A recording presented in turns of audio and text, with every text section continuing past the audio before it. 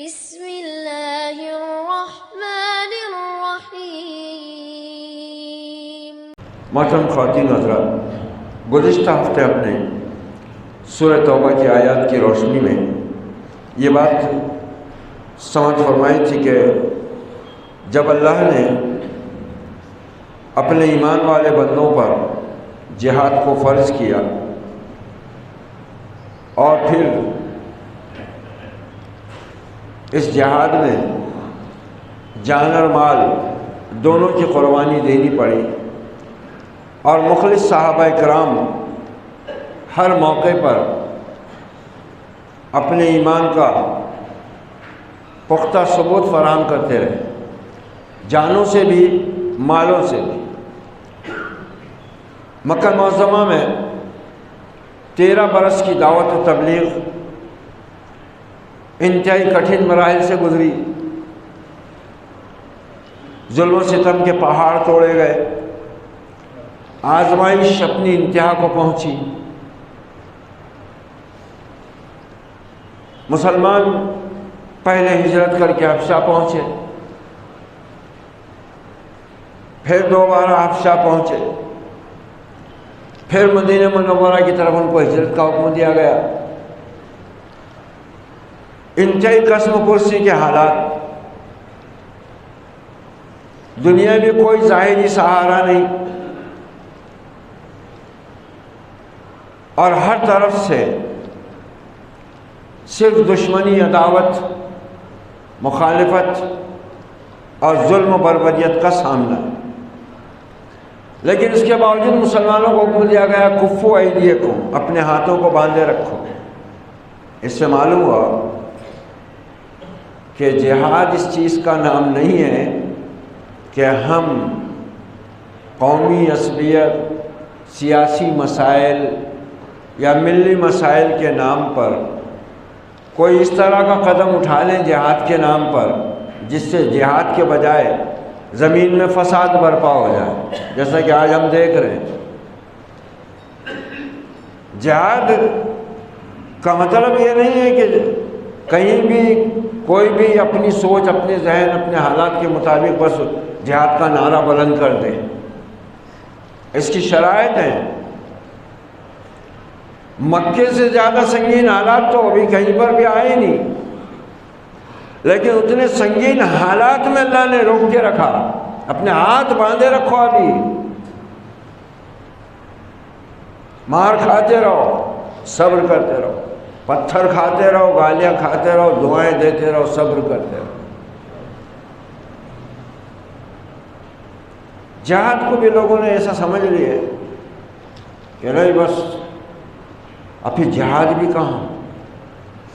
بخاری شریف میں روایت نبی صلی اللہ علیہ وسلم کی فرمان، ایک صحابی نے پوچھا یا لوگوں نے پوچھا، ہے اللہ کے رسول، ایک شخص بہادری دکھانے کے لیے، بہادری کے جوہر دکھانے کے لیے لڑتا ہے، ایک شخص اپنی قومی، قبائلی عصبیت اور حمیت میں لڑتا ہے، ایک شخص ریاکاری اور نام و نمود کے لیے لڑتا ہے، اس میں سے کون فی سبیل اللہ ہے؟ اس میں کون اللہ کے راستے میں لڑنے والا ہے؟ ایک بہادری کے جوہر دکھانے کو لڑ رہا ہے، ایک اپنی قوم کی عصبیت، قبائل کی عصبیت، اپنے خاندان کی عصبیت میں جہالت میں لڑ رہا ہے، اور ایک ریاکاری اور نام و نمود اور شہرت کی خاطر لڑ رہا ہے۔ تو اس میں سے کون اللہ کے راستے میں لڑ رہا ہے؟ ارشاد ہوا، وہ جو اللہ کے کلمے کو بلند کرنے کے لیے لڑ رہا ہے وہ فی سبیل اللہ ہے۔ ریلیاں نکال لیے، بینر لگا دیے، جھنڈے لہرا دیے اور نعرے مار دیے، پولیس آ گئی، ہڈیاں پسلیاں توڑ دی، بے قصوروں کو لے جا کے جیلوں میں ٹھوس دی۔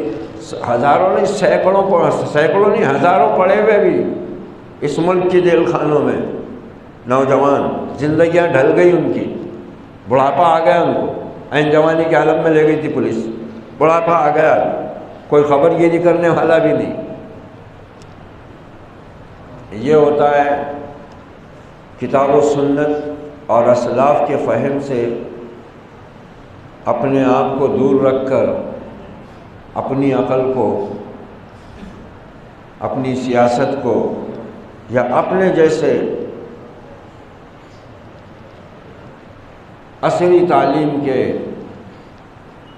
تربیت یافتہ انگریزی میڈیم کے تربیت یافتہ جو لوگ ہیں آج کل اسکالر بنے ہوئے، یہ انہی کا سب فساد برپا کیا ہوا ہے۔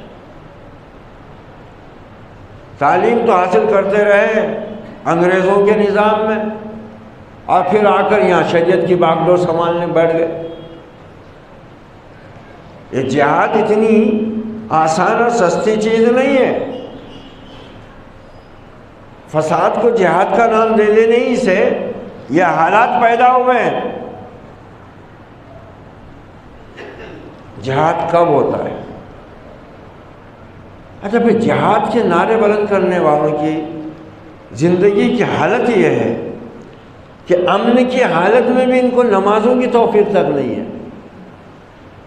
فجر کی نماز تو باقاعدگی کے ساتھ قضا ہے اگر پڑھ بھی رہے ہوں گے، اور یہاں حال یہ ہے کہ میں عین میدان جنگ میں حکم ہے کہ نماز پڑھو۔ ملت کی اکثریت شرک میں مبتلا، مسجدیں خالی، مسجد مرثیہ خواہیں کہ نمازی نہ رہے، یعنی وہ صاحب اوصاف حجازی نہ رہے۔ کب ہوتا ہے جہاد؟ جہاد کرنا کن کا حق ہے، کن کی ہمت ہے، کن کا حوصلہ ہے، کن کی ہے یہ حیثیت اور اوقات کے وہ اللہ کے راستے میں جہاد کریں؟ کب ہوتا ہے؟ آ گیا عین لڑائی میں اگر وقت نماز، قبلہ رخ ہو کہ زمین بوس ہوئی قوم حجاز۔ عین لڑائی میں جہاد کو بس نعرہ مارنے کو جہاد سمجھ رہے ہیں۔ ملکی مسئلہ، قومی مسئلہ، مقامی مسئلہ، اس کو جہاد کا ایشو بنا لی۔ یہ سب تو انگریزوں کے سکھائے ہوئے راستے ہیں، یہ ریلیاں، یہ نعرے بازیاں، یہ میمورنڈم، یہ احتجاجی جلسے، احتجاجی جلوس۔ اسلام میں ایسا کچھ بھی نہیں ہے۔ صلح حدیبیہ کے موقع پر کیا ہوا تھا؟ آپ کو اور آپ کے صحابہ کو عمرے سے روکا گیا۔ عرب کی تاریخ میں پہلا واقعہ تھا یہ، جب اللہ کے آخری نبی اور اس کے اوپر ایمان لانے والے مخلص صحابہ کو عمرے سے روکا گیا۔ احتجاج کیا انہوں نے، ریلی نکالی، نعرے مارے؟ نہیں۔ جب وقت آیا اللہ کے ذکر کو کثرت سے کرتے رہے، اللہ اس کے رسول کی بلا چون چرا اطاعت کرتے رہے، بغیر خون خرابے کے مکہ کو فتح کر لیا۔ مکہ ہی فتح ہو گیا۔ کیا تو وہ دن تھے چند سال پہلے کہ اس کعبۃ اللہ کی زیارت سے روکا گیا جس سے کبھی کسی کو روکا نہیں گیا تھا تاریخ میں،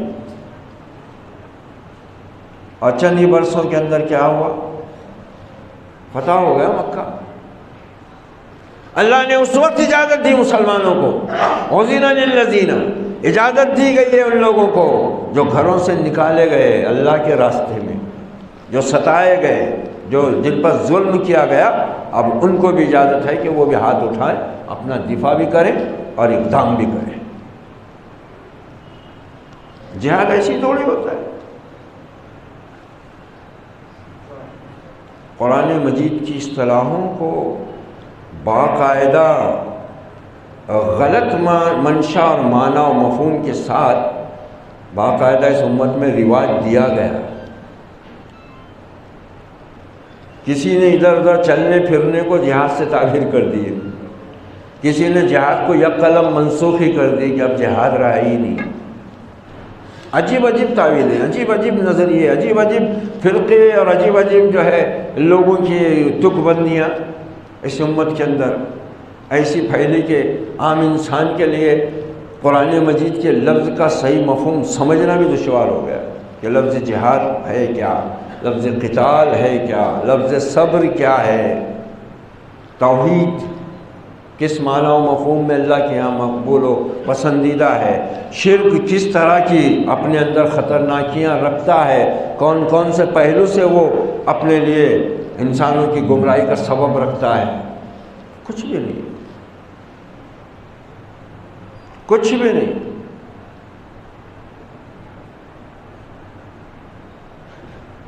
جمعے کے جمعے وقت پر بھی نہیں آنے والا، 6 دسمبر کو جھنڈا لگا لیں۔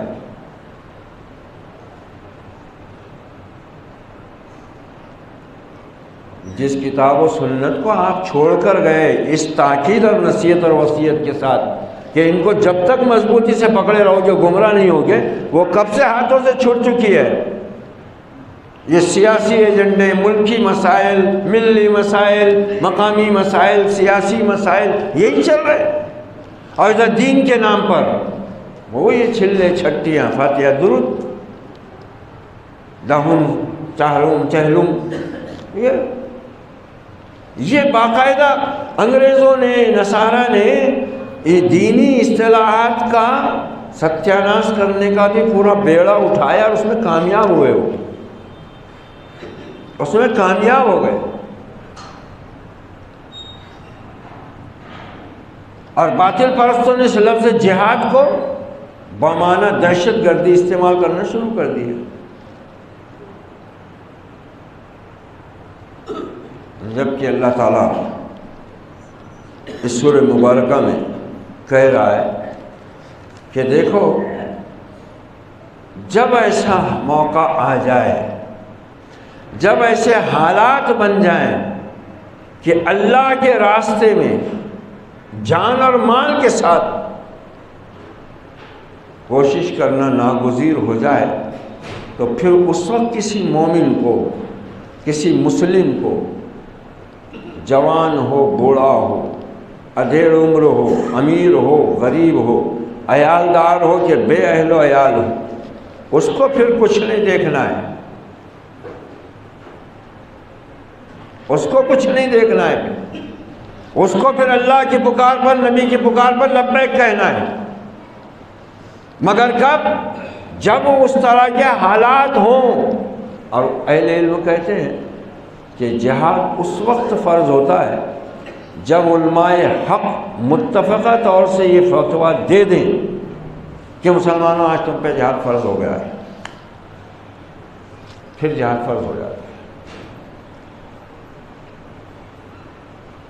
اللہ کی زمین میں فساد فی الارض جہاد نہیں ہوتا، اس سے تو سختی کے ساتھ قرآن نے روکا ہے، منع کیا ہے قرآن نے، ان کو ظالم کہا گیا ہے، اللہ نے ان کے اوپر اپنے غصے کا اظہار کیا ہے، اور اسی طرح ان ایمان والوں پر بھی غصے کا اظہار ہے جو موقع آنے کے بعد پھر اس دنیا سے چمٹ کر رہ جائیں اور اللہ کے راستے میں نکلنے سے جی چرائیں۔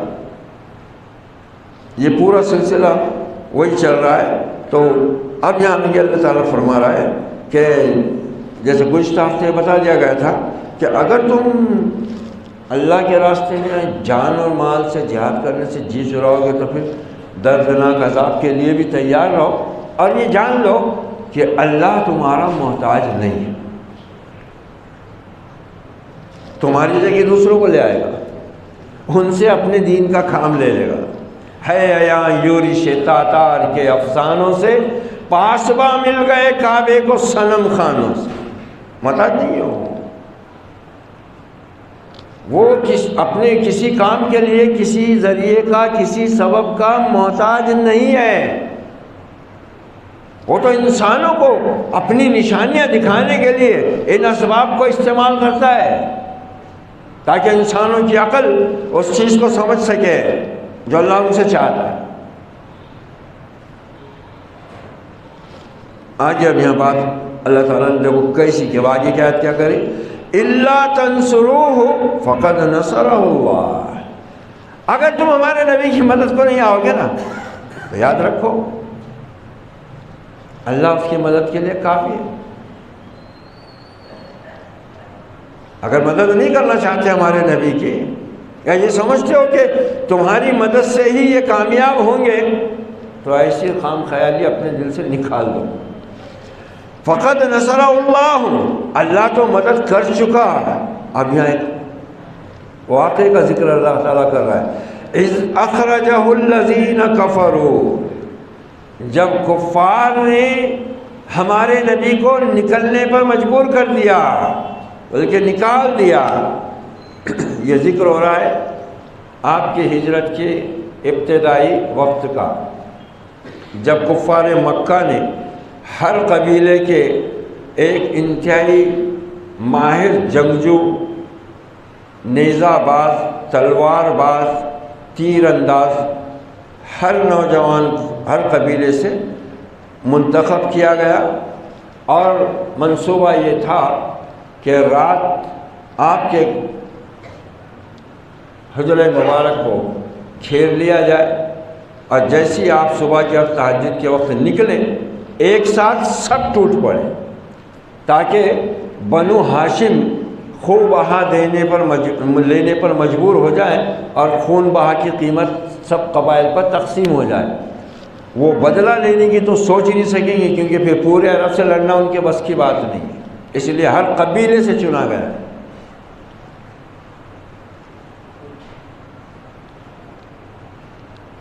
اب اسلام کا، محمد الرسول اللہ صلی اللہ علیہ وسلم کا، قرآن مجید کی نصیحت کا اصل پہلو کیا ہے؟ لڑنا مارنا، فتوحات، جنگیں نہیں، نماز، روزہ، حج، زکوٰۃ نہیں۔ محمد الرسول اللہ صلی اللہ علیہ وسلم کے گھر کو گھیرا ہوا ہے ہر قبیلے سے ماہر جنگجو، تلوار کے ساتھ بالکل تیار کھڑا ہوا ہے، بس آپ صلی اللہ علیہ وسلم کے گھر سے باہر تشریف لانے کی ضرورت ہے۔ ادھر عالم الغیب نے کہا کہ اے پیغمبر صلی اللہ علیہ وسلم نکل جاؤ۔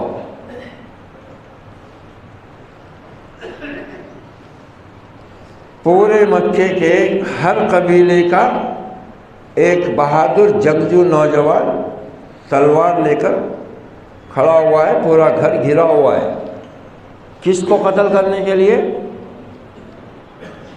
محمد الرسول اللہ صلی اللہ علیہ وسلم، جس کو انہوں نے پورے 40 برس کی عمر تک امین اور صادق کے سوا تیسرا لفظ نہیں کہا۔ انت الامین انت الصادق، اس کو قتل کرنے کے لیے کھڑے ہیں۔ اور ادھر گھر میں کیا ہو رہا ہے؟ علی تیرا یہ بال بھی بیکا نہیں کر سکیں گے، اللہ تیری حفاظت کرے گا، تو یہ کام کرنا، یہ فلاں فلاں کی امانتیں میرے پاس ہیں، اس کو قتل کرنے کے لیے آئے ہوئے لوگ، اور اس کے پاس امانتیں بھی رکھی ہوئی ہیں، اور وہ اس کے باوجود کیا کر رہا ہے؟ اپنے چچا زاد بھائی سے کہہ رہا ہے علی یہ فلاں فلاں کی امانتیں ہیں، انہیں ان کے سپرد کر کے تم بھی مدینے کی راہ لے لے۔ انک لعلی خلق عظیم، یہ ہے ہم اس اخلاق سے آج بالکل مبرہ ہو چکے ہیں، بلکہ بد اخلاقی ہمارا وتیرہ بنی ہوئی ہے۔ ہم نے بس چیخ پکار کو، اس کو ہی ہم نے سمجھ لیا کہ یہی ہماری قومی جو ہے طاقت ہے، یہی ہماری دینی غیرت ہے۔ ہمارے گھروں میں شیاطین گھسائے ہم نے، اور پھر اللہ سے شکوہ کیا۔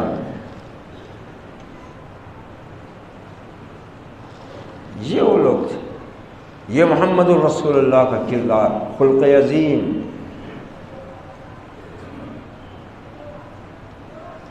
اور یہ ہے انسانوں کی ڈھٹائی، سرکشی، ہٹ درمی، بے غیرتی، بے شرمی، کہ اس کو امین بھی مان رہے ہیں، صادق بھی جان رہے ہیں، اور پھر اس کو قتل کرنے کے بھی در پہ ہیں۔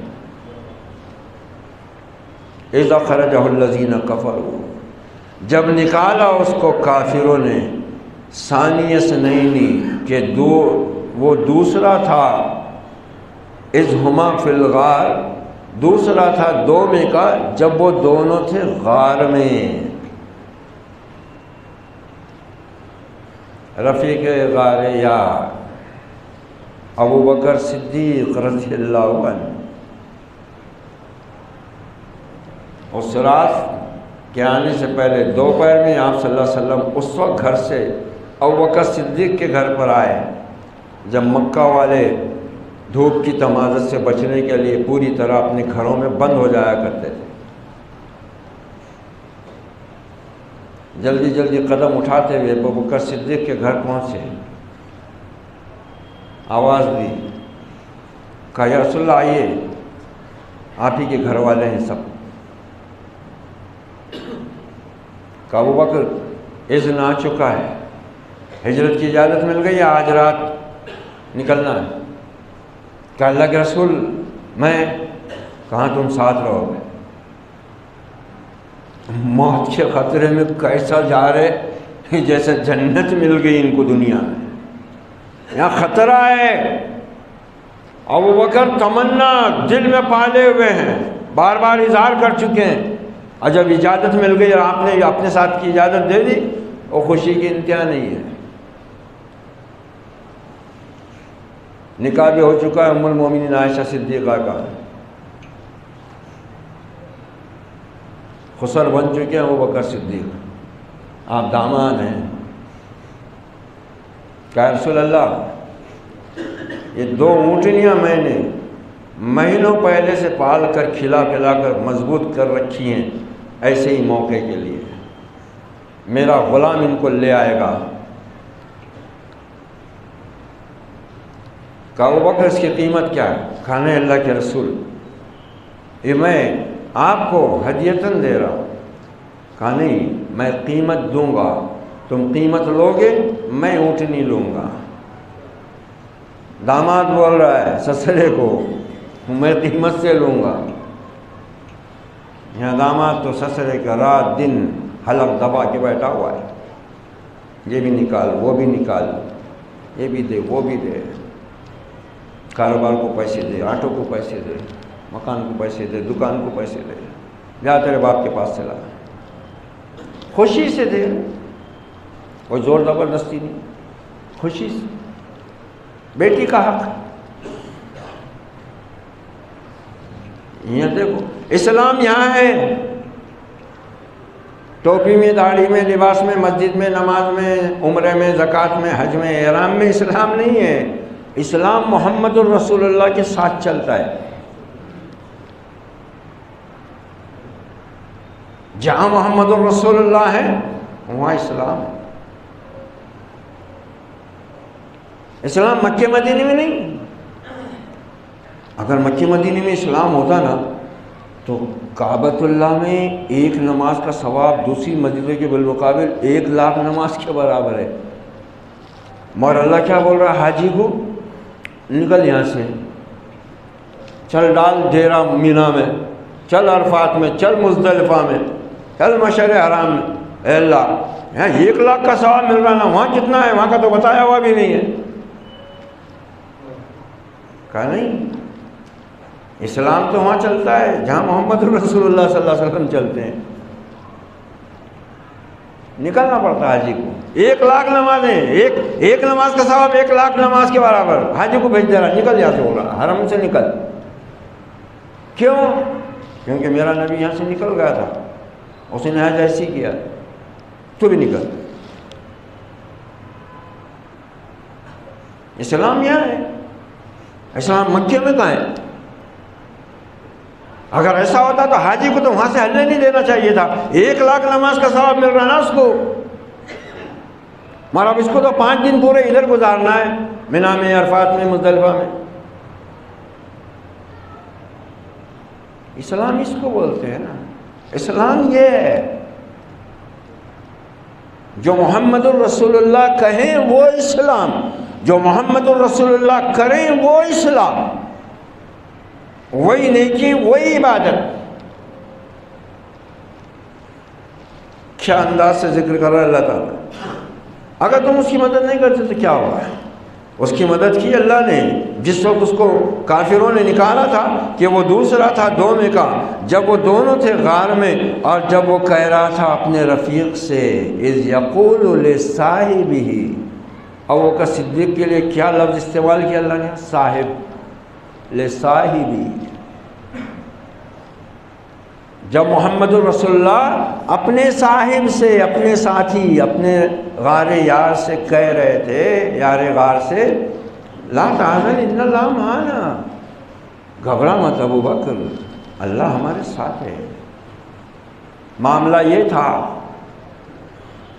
کہ جاسوس جو صحرا میں قدموں کے نشان دیکھ لیتے تھے، حتیٰ کہ پتھروں کی چٹانوں پر سے گزرنے کے بھی نشان، قائف بولتے ہیں اس کو، قائف، اس نے غار ثور کے منہ تک لا کر چھوڑ دیا کفار مکہ۔ آپ نے مدینہ کی مخالف سمت چند میل کے فاصلے پر جو غار ثور ہے، وہ مدینہ سے مخالف سمت میں، ادھر آپ نے سفر کیا، کیونکہ آپ کو معلوم تھا، اللہ نے آپ کو اطلاع بھی دی تھی کہ یہ چھوڑنے والے نہیں تھے۔ آخری منصوبہ تھا ان کا تو اس دن کہ آپ کا نعوذ باللہ خاتمہ ہی کر دیں تو یہ معاملہ ختم ہو جائے۔ غار ثور، اللہ بتا رہا ہے کہ تم مدد نہیں کرو گے تو کیا اللہ اپنے کام کے لیے تمہارا محتاج ہے، یا اس کا رسول ناکام ہو جائے گا؟ نہیں، اگر اللہ کی نگاہ میں، جیسا کہ حدیث میں آتا ہے، یہ دنیا تمہاری اپنی ساری نعمتوں کے ساتھ اگر اللہ کی نظر میں مچھر کے پر کی بھی حیثیت رکھتی نا، تو کافر کو ایک گھونٹ پانی کا نہ دیتا رب۔ اور آج ہم اس دنیا کے پیچھے کتنے دیوانے ہوئے چلے جا رہے ہیں، پاگل ہو گئے ہوئے ہم اس دنیا کے پیچھے، اس کے مال و اسباب کے پیچھے۔ جس کو دیکھو اس کو لائف بنانے کے چکر میں پڑا ہوا ہے، لائف بنانا ہے، لائف، زندگی بھی نہیں جی رہے اب تو لائف۔ ساری زندگی کا مقصد بس اچھے سے اچھا معیار زندگی پانا، اچھے سے اچھا معیار زندگی دینا بال بچوں کو۔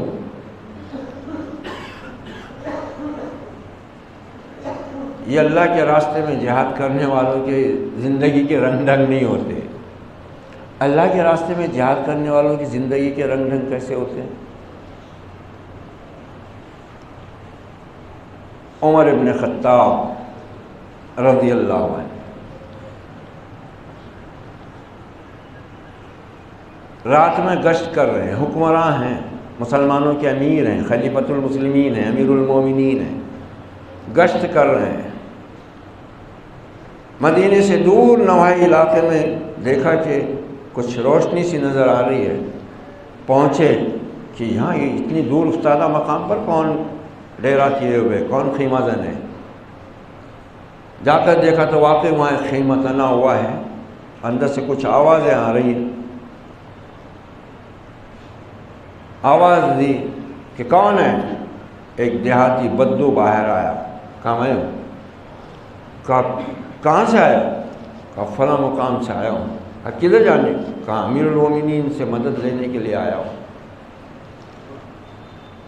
کہا یہ اندر آواز کیسی آ رہی ہے تکلیف کی؟ کہا کہ میری بیوی کو درد ذہ ہے، اس کے بچے کی ولادت قریب ہے، درد سے کرا رہی ہے۔ کہا اندر کوئی اور ہے؟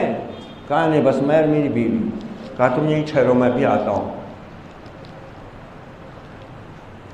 روم و ایران، قیصر و کسریٰ کے حکمرانوں کے دل جس کے نام سے دہل جاتے تھے، وہ یہاں رات میں ایک دیہاتی بدو سے خیر اس کے حالات پوچھ کر گھر آ رہا ہے، آ کر کہتا ہے اپنی زوجہ محترمہ ام کلثوم رضی اللہ عنہا سے کہ اللہ کی بندی، نیکی کا موقع ہاتھ آیا ہے، چلو گے؟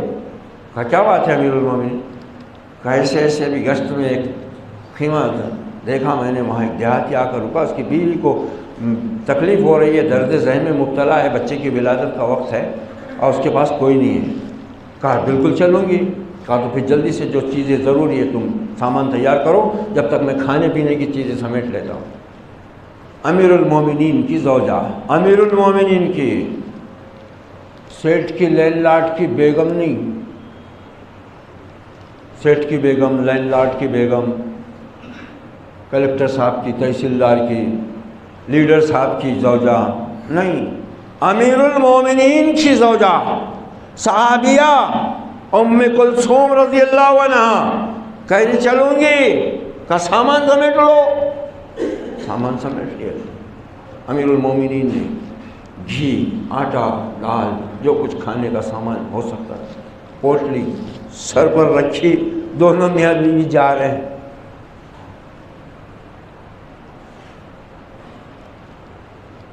کیا کہا نواز دیوبندی نے؟ بالکل صحیح کہا، عدل کے باب کو ابن خطاب کو السلام السلام السلام۔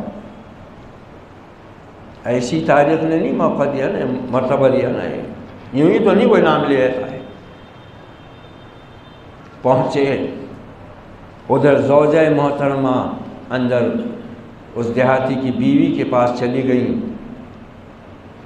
اور ادھر عمر فاروق اس دیہاتی کے ساتھ مل کر باہر کھانا بنانے میں مصروف۔ کھانا بن گیا، اچانک حضرت ام کلثوم رضی اللہ، آپ کی زوجہ نے رضی اللہ عنہ نے کہا، امیر المومنین اپنے بھائی کو بشارت دیجئے لڑکا ہوا ہے۔ دیہاتی ایک دم سے اٹھ کر کھڑا ہو گیا، امیر المومنین آپ؟ کہا ہاں۔ ایک دم دور ہو گیا، ڈر کے ہمارے پیچھے ہٹ گیا۔ کہ ڈرو نہیں، آؤ آؤ آؤ، آپ قریب آؤ۔ یہ درس دینا بھول گئے ہم اس ملک کے لوگوں کو۔ ہم نے تو احتجاج سیکھا ہے، نعرے join us people، لا حول ولا قوت الا باللہ۔ کہا قریب آؤ، ڈرو نہیں، آپ؟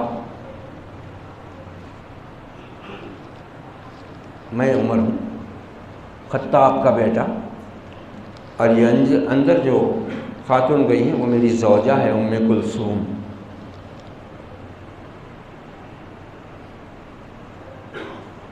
یہ کردار ہم نے نہیں ادا کیا اس ملک میں، نہ ہمارے حکمرانوں نے، نہ ہمارے مالداروں نے، نہ ہمارے جاگیرداروں نے، نہ ہمارے نوابوں نے۔ اس کے برعکس کردار کا مظاہرہ ہوا ہے۔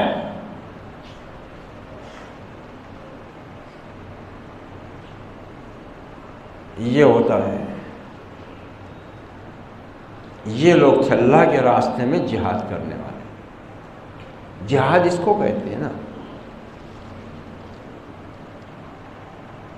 پوری تاریخ بھری پڑی ہے ان خلفائے راشدین کی، صحابہ کی، صحابیات کی۔ سیرت کے پورے 23 برس کے پڑاؤ میں جگہ جگہ عظمتوں کے آبشار ملیں گے، مگر ہم کو کہاں فرصت ہے ان کو دیکھنے کی، سننے کی، سمجھنے کی۔ ہم تو اپنی جو زندگی جی رہے ہیں اس میں نہ صرف کہ مست اور مگن ہیں، بلکہ ہم اس معاملے میں کسی کی مداخلت، چاہے وہ دین اور شریعت کے بنیادی اصولوں کے ساتھ ہی کیوں نہ ہو، برداشت کرنے کو تیار نہیں ہیں۔ نہیں، کوئی مجبوریوں کا رونا رو رہا ہے، کوئی کچھ رو رہا ہے۔ اذا خرجہ الذین کفروا ثانی اثنین، اگر تم اس کی مدد نہیں کرو گے تو یاد رکھو اللہ اس کی مدد کر چکا اس وقت بھی جب کافروں نے اس کو نکالا، اور اس کے ساتھ اس کا دوسرا جو صاحب تھا ابوبکر صدیق کا ذکر ہو رہا ہے۔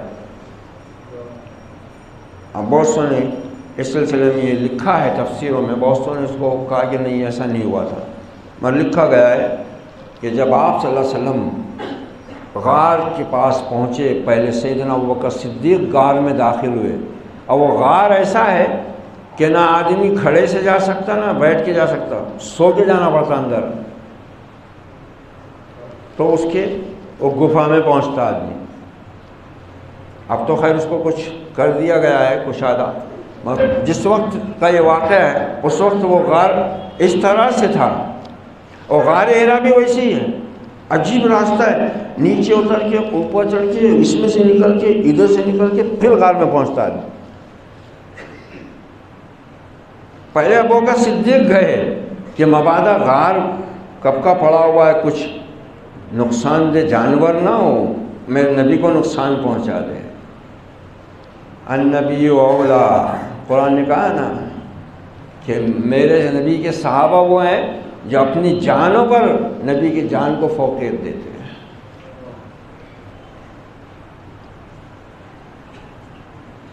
پہلے آپ اندر داخل ہوئے، غار کو اچھی طرح صاف کر کے وہ کیا۔ اب اس میں کچھ نے تو اس کا ہی انکار کر دیے کہ مکڑی کا جالا تھا، یہ تھا، اور کچھ نے تو وہ دور کی کوڑی لائے کہ اس میں سوراخ تھے، تو بولے حضرت ابوبکر صدیق نے کپڑے پھاڑ کر سارے سوراخ بند کر دیے، مگر ایک سوراخ رہ گیا تھا، اس پہ آپ نے بولے اپنا پیر رکھ دیے، اس میں سانپ تھا، اس نے کاٹ لیا، تکلیف ہو گئی آپ کو۔ حضرت نبی صلی اللہ علیہ وسلم آپ کے زانوں پر سر مبارک رکھ کر آرام فرما رہے تھے، حضرت ابوبکر صدیق نے آرام میں خلل نہ ہونے پائے، اس لیے خاموشی سے تکلیف برداشت کرتے رہے، لیکن آنسو ٹپک کر گرا تو آپ اڑ گئے۔ اور پھر حضرت ابوبکر صدیق سے پوچھا کیا ہوا؟ کہیں مجھے کسی جانور نے کاٹا ہے۔ جیسے پیر ہٹایا تو سانپ نکلا، تو بولے نبی نے پوچھا کیوں کاٹا تو نے میرے ابوبکر کو؟ بولے میں آپ کے دیدار کے لیے کب سے انتظار میں تھا۔ یہ ان کا ہے جو عوام سے نعرہ مار کر اپنا بڑھا لیتے ہیں، اور یہی ان کا دین ہے۔ اب کچھ وہ ہیں جن کی یہ ہے تو اتنی، مگر انہوں نے اتنی بڑی بنا لی ہے ہوا مار کے،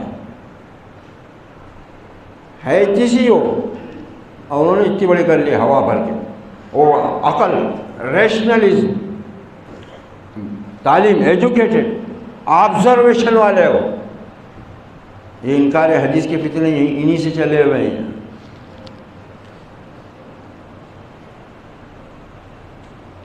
اگر مکڑی نے جالا تان دیا غار کے منہ پر، کبوتر نے انڈے دے دیے، تو اس میں کون سی بات خلاف عقل یا محیر العقول ہے بھائی؟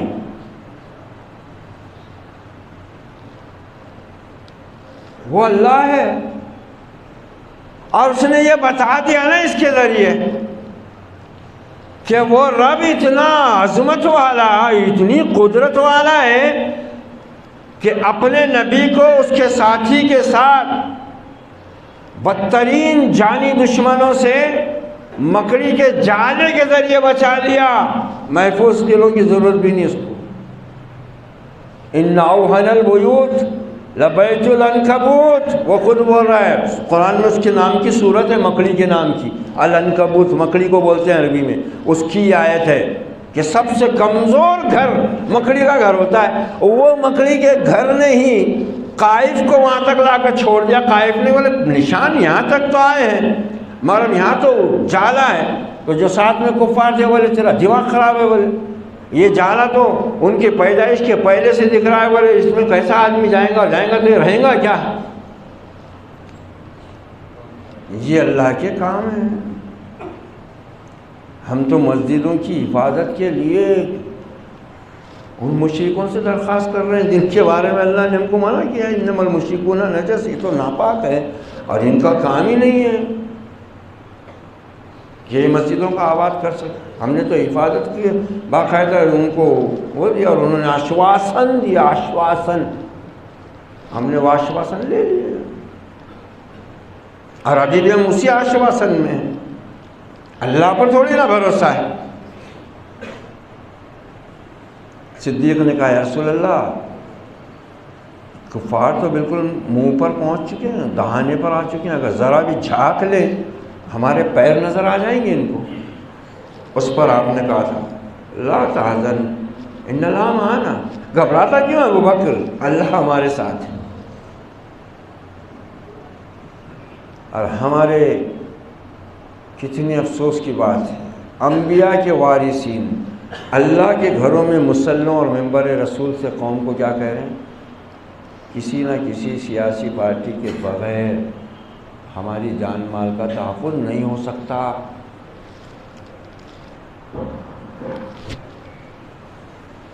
بتوں سے تجھ کو امیدیں، خدا سے نہ امیدی، مجھے بتا تو صحیح اور کافری کیا ہے؟ توحید۔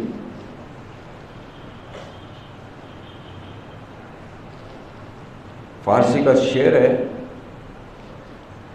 یہ، جو اللہ نے فرمایا نا کہ اگر تم اس کی مدد نہیں کرو گے تو اللہ اپنے نبی کی مدد کر چکا ہے اور آگے بھی وہی کرے گا۔ فارسی کا شعر ہے، منت منے کہ خدمت سلطان ہمی کنی، بڑا پیارا شعر ہے۔ منت منے کہ خدمت سلطان ہمی کنی، منت شناس عزم کے بخدمت گزاشتت۔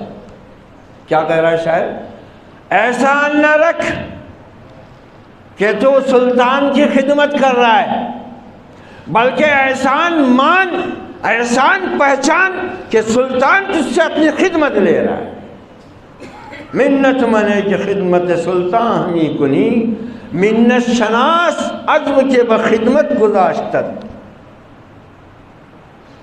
یہ ہے اسلام، یہ سکھاتا ہے وہ اپنے ماننے والوں، یہ بتاتا ہے وہ اپنے ماننے والوں کو کہ حالات چاہے قسم و پرسی کے ہوں یا حالات فتوحات کے ہوں، مومن کو یہ نبی والی زندگی، نبی کی سیرت اور شریعت کا یہ پڑاؤ اختیار کرنا پڑے گا۔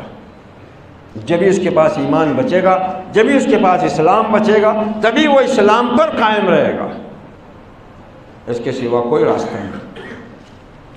فَأَنزَلَ اللَّهُ سَكِينَتَهُ عَلَيْهِ وَأَيَّدَهُ بِجُنُودٍ لَّمْ تَرَوْهَا وَجَعَلَ كَلِمَةَ الَّذِينَ كَفَرُوا السُّفْلَىٰ وَكَلِمَةُ اللَّهِ هِيَ الْعُلْيَا وَاللَّهُ عَزِيزٌ حَكِيمٌ۔ پھر اللہ نے اپنی طرف سے ان پر تسکین، سکینت نازل کی اور اس کی مدد کو وہ فوجیں بھیجی جن کو تم دیکھ نہیں سکتے تھے، لم تروہا، نہ دیکھا تم نے، اور اللہ نے کافروں کے کلمے کو نیچا کیا۔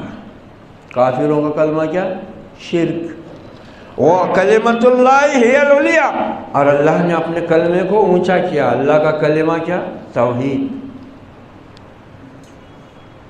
یوں اللہ نے کیا ہے، ہم نہیں کرتے، اللہ کرتا ہے۔ یہی تو نبی کو عین مکے کے آخری سنگین حالات میں یہ دعا سکھائی گئی نا، قل اللہم مالک الملک تؤتی الملک من تشاء وتنزع الملک ممن تشاء وتعز من تشاء وتذل من تشاء بیدک الخیر انک علی کل شیء قدیر۔ سورہ آل عمران کی آیت مبارکہ ہے۔ کہو اے محمد صلی اللہ علیہ وسلم، قل، اللہ نے حکم دیا اپنے نبی کو، یوں مانگو، یوں کہو، اللہم مالک الملک، اے سلطنت کائنات کے بادشاہ، مالک حقیقی، تؤتی الملک من تشاء، جسے چاہے تو اپنی زمین کی سلطنت عطا کرے، وتنزع الملک ممن تشاء، اور جس سے چاہے تو اس اپنی زمین کی حکمرانی کو چھین لے، وتعز من تشاء، اور جسے چاہے عزت سے سرفراز کرے، وتذل من تشاء، جسے چاہے ذلیل و خوار کر کے پست کر دے، نیچا کر دے۔ بیدک الخیر، ہر بھلائی تو تیرے ہی ہاتھ میں ہے اور تو ہی ہر چیز پر قدرت رکھتا ہے۔ یہ توحید ہمارے ہاتھ میں، ہمارے دل میں، ہمارے دماغ میں نہیں۔ عقل زیادہ چلنے لگی ہماری ان معاملات میں بھی جن میں دین ہم کو غیب پر ایمان لانے کی بات کہتا ہے، اس میں بھی تو اللہ تعالیٰ نے فرمایا کس طرح اللہ نے کافروں کے منصوبے کو، ان کے کلمے کو، ان کی بات کو، ان کی دین کو، ان کے مذہب کو، ان کی تہذیب کو، ان کے تمدن کو، ان کی ثقافت کو نیچا کر دیا۔ اسی لیے ان میں اتنا نیچ پن پایا جاتا ہے، نہ بات کرنے کا سلیقہ ہے ان کو، نہ کھانے پینے کا سلیقہ، نہ اوڑھنے پہننے کا سلیقہ۔ یہ اسلام کی برکت ہے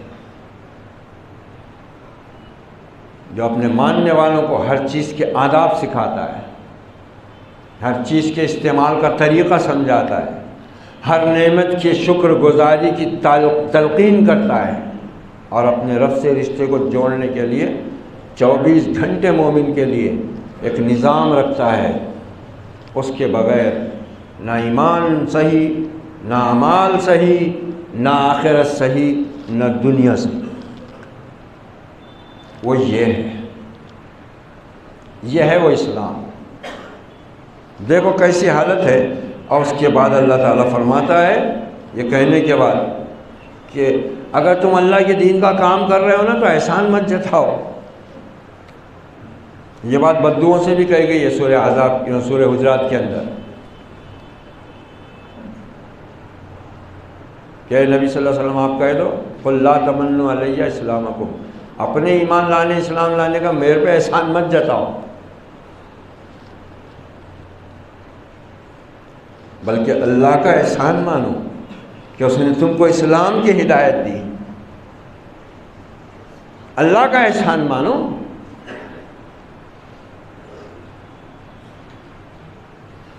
کوئی ہم کر رہا ہے، ہم نے کیے. کوئی کہہ رہا ہے ہماری جماعت نے کام کیا. کیا ہے یہ؟ کیا ہے ہماری جماعت تمہاری جماعت، ہم نے کیے تم نے کیے ہم نے کیے؟ کہاں سے لائے؟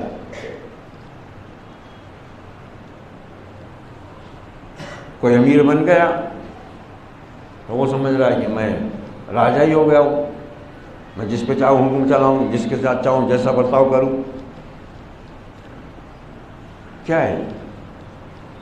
کسی کو اللہ نے مال و دولت سے نواز دیا، وہ اب اپنے سوا کسی کو کچھ سمجھ ہی نہیں رہا ہے.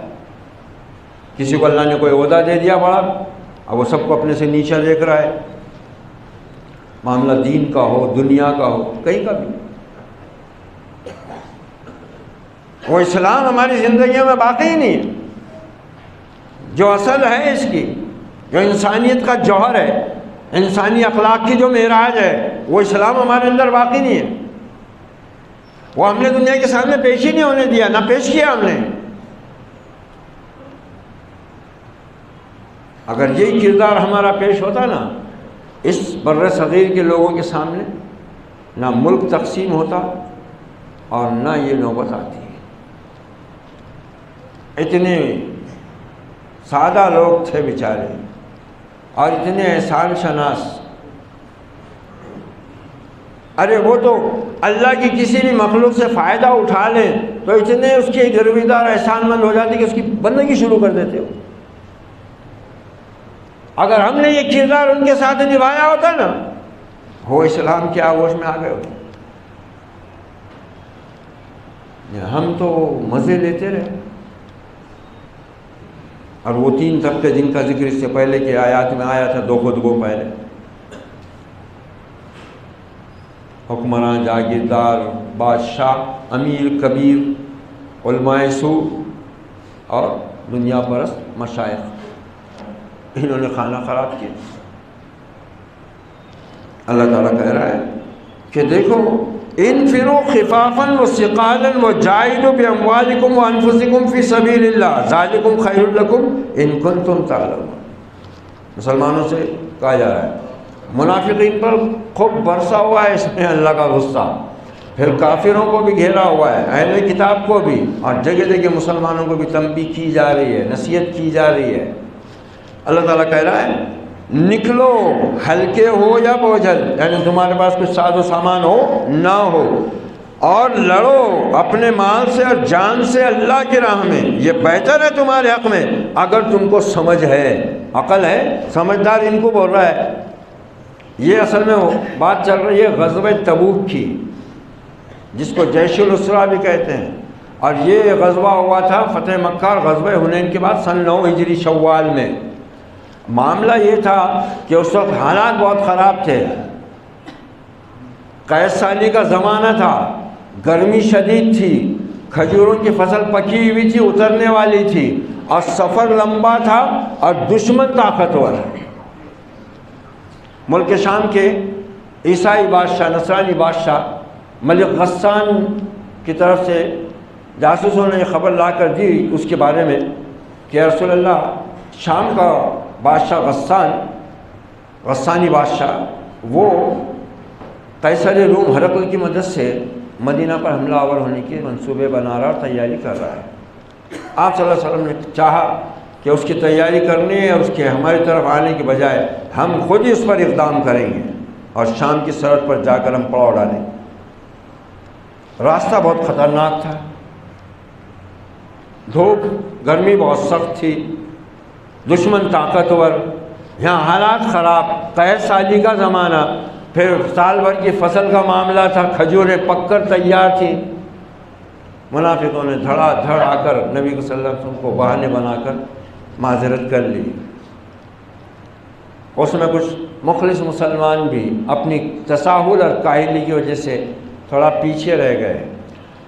کچھ وہ تھے جن کو شروع میں تو ذرا ناگوار لگا کہ ارے یار ابھی تو مکہ فتح ہوا، غزوہ حنین سے آئے، ابھی ادھر حالات بیکار ہیں، قحط سالی کا دور چل رہا ہے، فصل پک کر تیار ہے، اب ایسے میں اتنے خطرناک راستے پر اتنی شدید گرمی میں اتنے طاقتور دشمن سے لڑنے کو جانا یہ کوئی ہنسی مذاق ہے۔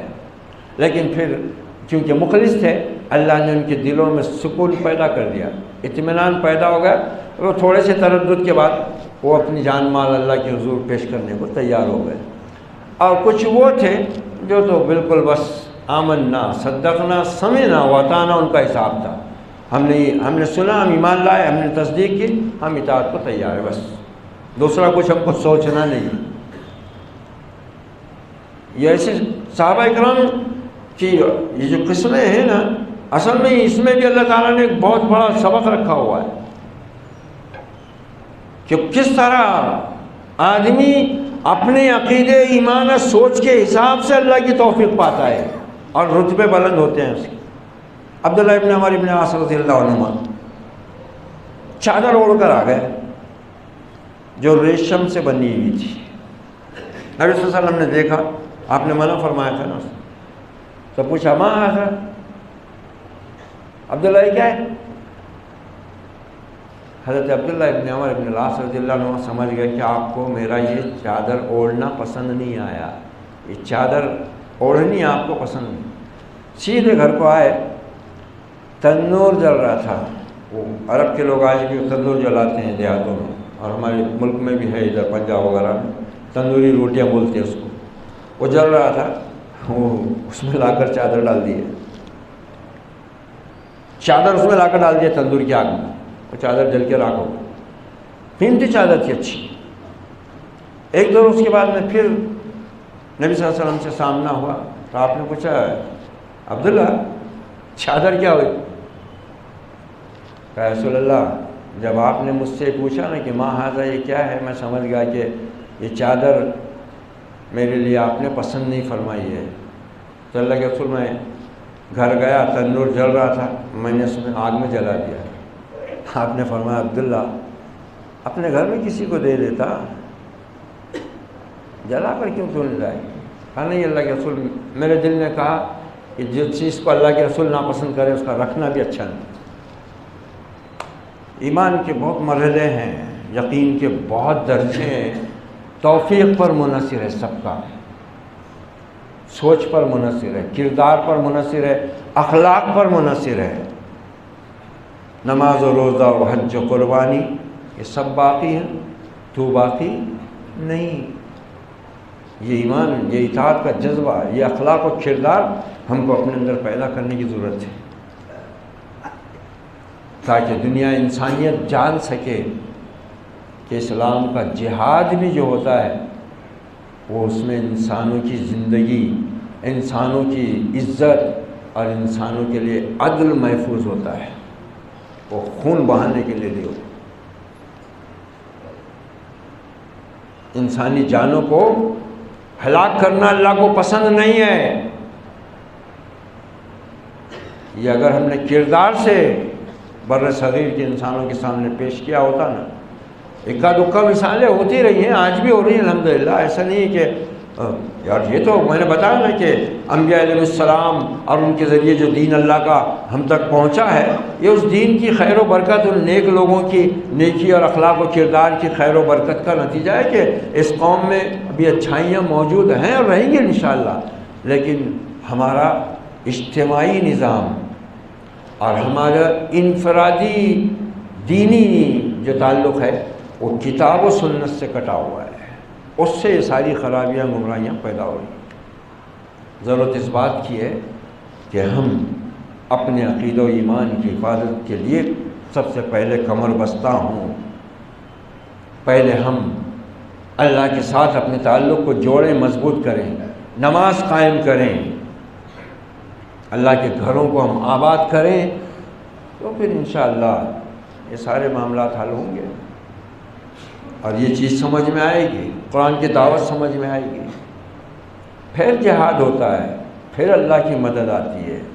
پہلے فضا پیدا کرنا پڑتی ہے، جیسے شاعر نے کہا فضائے بدر پیدا کر، فرشتے تیری نصرت کو اتر سکتے ہیں گردوں سے قطار اندر قطار اب بھی، لیکن پہلے فضائے بدر پیدا کرنی پڑتی ہے نا۔ اب فضائے بدر کب پیدا ہوتی ہے؟ یہ محمد رسول اللہ کی سیرت بتا رہی ہے، صحابہ کی زندگیاں بتا رہی ہیں۔ جب وہ فضا پیدا ہوئی تب فرشتے آئے نا، اور وہ بھی شان سے آئے کہ اللہ کا نبی اپنے 313 بے سر و سامان کو دیکھ دیکھ کر تڑپ رہا ہے، سامنے 1000 کا لشکر پورے آب و تاب کے ساتھ، یہ 313 اس میں بھی آدھے سے زیادہ بیمار ہیں، مکہ کے مہاجرین خاص طور سے، ان کو مدینے کی ٹھنڈک راس نہیں آئی، وہ بیمار رہ رہے ہیں، ہتھیار پورے نہیں ہیں، فاقے سے ہیں، رمضان ہے، روزہ چل رہا ہے، اللہ کا رسول تڑپ تڑپ کر سجدے میں جاتا ہے، اے اللہ یہی ہے میری کل متع، یہ مٹ گئے تو پھر نام مٹ جائے گا میرا بھی، اور تیرا ذکر کرنے والا کوئی باقی نہیں رہے۔ ابو بکر تسلی دے رہے ہیں، ابو بکر تسلی دے رہے ہیں، اللہ کے رسول سر اٹھائیے سجدے سے، اللہ نے سن لیا، آپ کی مدد آئے گی۔ مگر اللہ کا رسول تو دیکھ رہا ہے کہ انسان ہونے کی حیثیت سے کہ میرے 313 بیمار صحابہ ہیں، سر و سامان بھی نہیں ہے، 1000 سامنے لشکر ٹھٹے مار رہے ہیں۔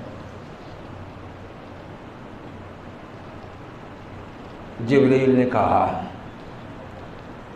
یا رسول اللہ صلی اللہ علیہ وسلم، مجھ کو حکم دے دیا گیا ہے مدد کا، اور اللہ کے رسول اللہ نے عرش سے آپ کے ان 313 کو جھانک کر دیکھا ہے۔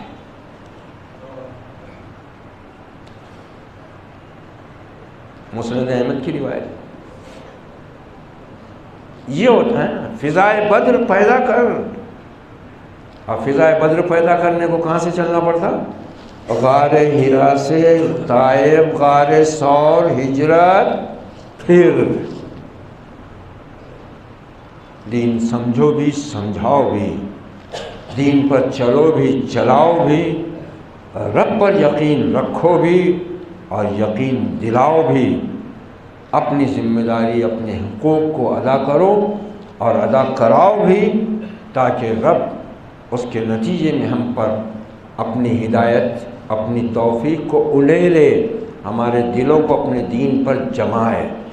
اقول قولی ھذا واستغفر اللہ لی ولکم ولسائر المسلمین، ربنا لا تزغ قلوبنا بعد اذ ہدیتنا وہب لنا من لدنک رحمہ انک انت الوہاب، ربنا لا تؤاخذنا ان نسینا واخطانا، ربنا تقبل منا انک انت السمیع العلیم وتب علینا انک انت التواب الرحیم، وصلی اللہ علی النبی وعلی آلہ واصحابہ اجمعین والعاقبۃ للمتقین، والسلام علیکم ورحمۃ اللہ۔